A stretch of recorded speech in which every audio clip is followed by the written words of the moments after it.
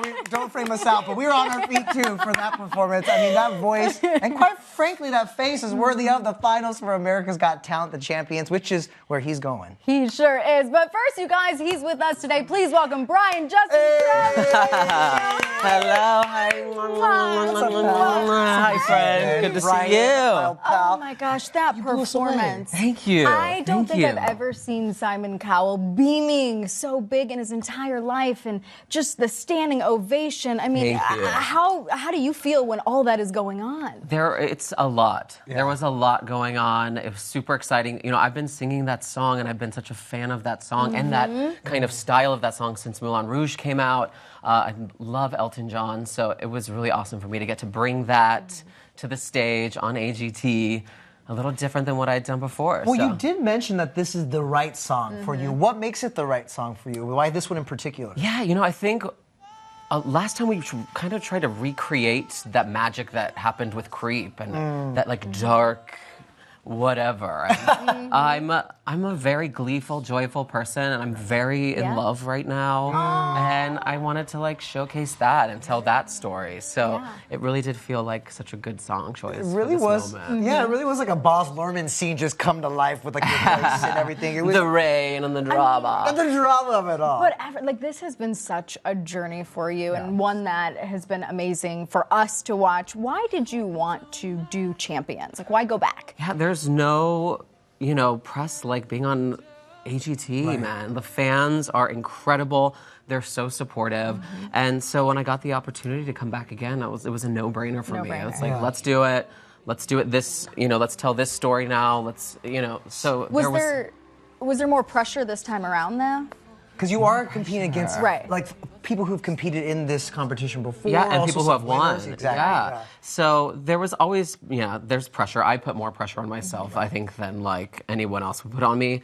But it's not a competition for me. It's really not. They, they love to kind of like push that narrative. Totally. But I look at it as an opportunity to showcase. Absolutely. And that's what it is. And I hope, that's what I've done and will do next time. Well, you do it well, but I do want to bring up this Instagram post. AGT announced that you're moving on to the finals. And you actually had to address some trolls in the comments. What was that all about? I heard you guys talking about this earlier when I was watching backstage, and it's like, bless their hearts. I was like, maybe you could try knitting.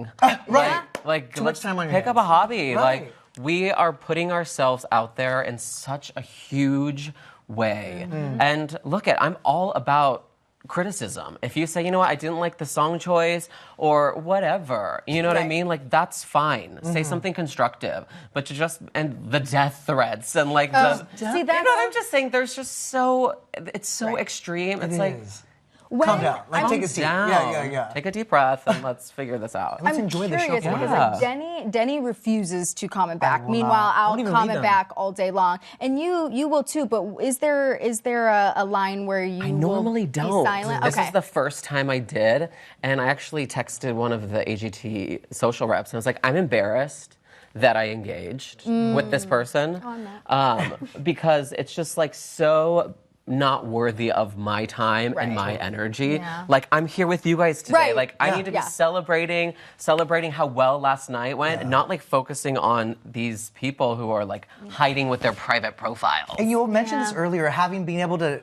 actually interview a lot of you guys on this show. It's not a competition in that sense for you guys. It's not like you guys are really, everyone's there for the love of the show, for their talent, and also sharing the experience with each other, right? So like, y'all are missing the point, right? Like, with this whole thing. It's definitely a competition for the viewers at home, but us backstage, like, we really actually enjoy each other. We're hanging out for 12, 13 hours a day, so there's always a couple people that are a little like weirdos, but like, whatever. What advice do you have? It's true though. It is. What advice do you have for people who are trying to follow in your footsteps and compete on AGT? Yeah, I always say that, like, make sure that you are on the top of your game before you take this leap. It's brutal. I've been doing this my whole life. I've been on Broadway many times. Like, this is what I do.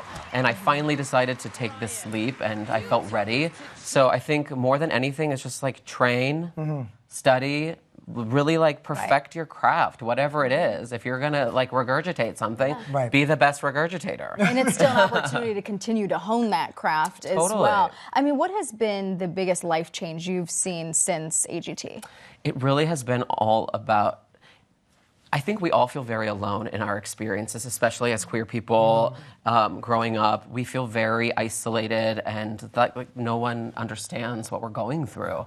And for me, getting to share that story on the show and to have people from all over the world reach out and say that it's helping them on their journey, or people who are in countries where they can't express themselves and can't come out. It's, you know, just to be able to be a voice for them and to live proudly has been the best and most important thing for me coming out of the show. That's incredible because obviously you have your own story, but also you're telling a story through your song choices. I mean, you're choosing queer heroes like Elton John and Queen or Freddie Mercury, right? It's pretty amazing. Yeah, it's very much a part of what I want to do on this show is to tell those stories, and it's awesome that I've been given this opportunity to do it. Well, speaking of Queen, I watched the trailer for Somebody to Love that you have coming up, what, February 14th? February 14th, Valentine's Day. What is... Get you a date. Come listen to some Yeah, but we got to work on that one. We're not in love. We're Step one. We'll take each other. What is this going to be like? It's an immersive experience. It's a concert, first and foremost, with an incredible band, incredible music. It's music that I feel very connected to, and we're adding some really awesome contemporary ballet to it. It's beautiful. I love it. Let's talk on the future real quick before you go, because you do have roots in musical theater. Obviously, right now we're living in a time with all these live musicals happening. Is there one on your radar that you would love to be a part of?